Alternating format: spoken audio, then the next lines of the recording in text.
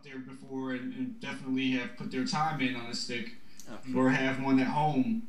Okay. So they didn't like seem to need to make that adjustment at all. Like they knew what they were gonna try to do. Like it seemed like that the Kano Derek fought in the first round. That guy had a pretty good idea what he wanted to try to do, Yeah, and it just came in like that first round. Caught Derek off guard. Like yeah, a lot of overheads that I didn't know bounced up and just kind of hit and run tactics that were able to kind of catch me off guard and sneak the round by. But then at that point, I had to get a little bit more aggressive in his face and just kind of chase him down. Yeah. So basically, this particular experience is a testament to the fact that people are kind of picking this game up because we worked on the game, and you guys go in there and you find a couple of guys that you playing with, and bam, like these guys are doing pretty well, or at least have a solid concept of the game enough to give you guys. Yeah, definitely. Yeah. I would say that everybody there definitely understood a basic level. Like I would say the skill range was, I wouldn't say the highest. Like we're not talking about expert players. Right. I would say maybe the one guy who had the Kung Lao, he was probably like him, and maybe the guy that Derek was talking about that used Shiva, but he was similar against me. Yeah. He was solid as well. He's solid in his fundamentals, but in regards to note for note knowledge of every character's or even one character's combo strings and stuff like that, I wouldn't say that every person there is kind of in the wherewithal of that type of stuff, because there was stuff that I saw that like the rapid punches of Kung Lao, belly massage, that no one really used even. But I think that was also kind of a testament to trying to get used to, because during casuals I tried to belly massage people, but I couldn't do it because my execution would always get out the 1-1-2 as opposed to belly massage. Okay. It's yeah. That guy also, he played the Ermac player that he actually that was pretty good. The Ermac, I saw they had a good fight. If that Ermac guy would have went on, he was actually pretty solid too. He just happened to run against that guy's Kung Lao that first round. But yeah, I think for me, I played the guy who was using. I played against a striker, which I think the first round I came out tentative against them, and I didn't know what to expect. I'm thinking like, wow, the guy pulled out a striker. Like, what kind of shenanigans he's gonna pull out? But he was pretty content on just turtling with striker. Okay. And then I just had to pretty much bait and get my way inside of him, and then I just kind of let him have it at that. But right. Okay. Word. I guess. And how the finals matchup? Because you had to face a smoke. Right. You? Yeah. The smoke. Yeah. Now this guy, he had pretty basic smoke. I wouldn't say it was great. He knew a couple of combo strings that he wanted to pull off, and he understood fight. He had a pretty good idea about what to watch out for against the Kung Lao. Okay. So against him, like I think it was best out of 3. I dropped the first match, just more or less. I was just missing combo links, not punishing him when I had the chance to, and then it was just overall just bad play. The next 2 matches, I was able to basically just be patient, and I used for some reason my combos weren't coming out, so I said, you know what, I'm not gonna chase the combos. I'm just basically gonna space them out. I was using the overhead, dashing in, trying to make him uncomfortable, and just not giving him that space to do the things that he wanted to do. He wanted to, be at distance and come in on his terms, and I just wouldn't let him do that. And if he did try to come in, have a spin waiting for him. Right. Okay. Cool. You did a good job of making well aware that there's a certain wall that you can't step into, and the moment you do, you're done. You kept patient about waiting for that opportunity. I definitely noticed that during your tournament play this weekend. Yeah, I mean, some of those guys I saw that they didn't have. I didn't like you said. Some of these guys, they didn't have the best combo strings out. So I wasn't so much worried about really getting caught up in a big, like, long 40% hit combo as much as I was just always giving them the opportunity to get 20% here, 30% there. So I was just like saying, like, okay, here you go. I'll give you this, but I won't give you that. Gotcha. Okay, we're back. Yo. Kind of piggybacking on what Winston said. So you kind of mentioned something about combos. So as far as that goes, I already kind of, I already don't really think about that as much. Like, what do you feel? How are people doing as far as, I would say, defense? Like meter management and using strings to build meter. Do people seem to be pretty strong at catching on to that, or are they just doing strings because they think they're just trying to get damage? Or how do you feel about? I think that most players, meter management is an afterthought. It's not really, they understand when they have it, Right. and they understand when they don't have it. But as far as the in between, like, I'm not seeing that as part of the play. Like, I'm not seeing now, like, when somebody's spacing, like, just throwing safe projectiles just as a way to build meter when they have a person that just can't get to them right away. Right.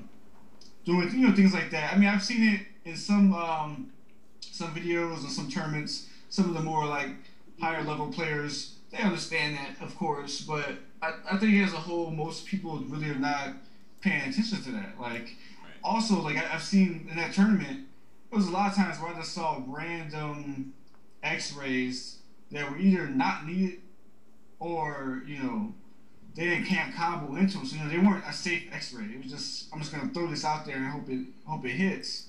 Yeah, I think some kind of treated it like the Street Fighter's form of the Ultra, and most of them were just kind of safe enough to just kind of bust that one out. Right. Really use EX moves nearly as much, but I mean, kind of with that said, I think like the strategy of saving up meter and spending it, like, that gets kind of like a 50-50 flip sometimes, because even though they weren't managing meter as well, I mean, sometimes me having to think about that, since I'm already thinking about the meter game, I'm not thinking about the damage game so much. So I kind of defeat myself a lot of times, because I'm sitting there thinking about I guess more in-depth strategies as opposed to just kind of getting the best of the round. Yeah, absolutely. That's what I kind of find online a lot. I think I'm thinking so hard about being more technical than the other guy. I'm like, oh well, I'm saving my meter for this, and I don't burn X-rays and stuff like that. I mean, I have certain characters where I will use an X-ray, but I rarely use an X-ray. Like, I will use my meter for either EX or a breaker, depending on the character. Each character, like Sector for meter, Sindel, I'll use hers for her X-ray because it hits low, and people sometimes don't want to block low. Things. Yeah, most people don't want to block low. Yeah. Yeah, I think that for me, I use meter as 90% for breaker. Yeah. If I have an easy opportunity, and depending on how much health the other guy has, what the round situation is, I'll use it for X-ray. If it's not gonna hurt me to do it, use X-ray. But sometimes, like, I know before, people make the mistake of, like, kind of like overkilling. Like, like with Kung Lao, I can pop you up, and then you might have, a little bit of health left, and I can definitely 100% kill you with the X-ray. Or I could probably just get the combo in on you and save the X-ray and take the X-ray into the next round, if there's going to be a next round. If not, then I'll just go ahead and do the X-ray. Right. Yeah, I definitely seen a lot of kind of preemptive or, kind of hasty X-rays in that regard, but I think at least the play styles of all the different characters kind of lend themselves to either X-ray is favorable and or X-ray is not. Like for Kung Lao, I think it's honestly better to just use the EX moves, because that type of stuff can prolong combos, so you can be able to get that chunky damage, and then at least have it, possibly 2 more bars to Breaker if they should happen to counterattack with something chunky. And then, but with characters like Sindel and for me that I've seen, Shiva is also another one of those that, like, you know what, go ahead and just save that that X-ray, because a lot of her regular moves, like just 2 to 3 simple sequences, can net at least like high 30% damage. And that type of stuff gets to be pretty dangerous without it. And then you have the fear of the X-ray. So there are certain properties and certain X-rays that's like, this X-ray is a little bit more viable, and it changes the game completely. Once you have it kind of stored up.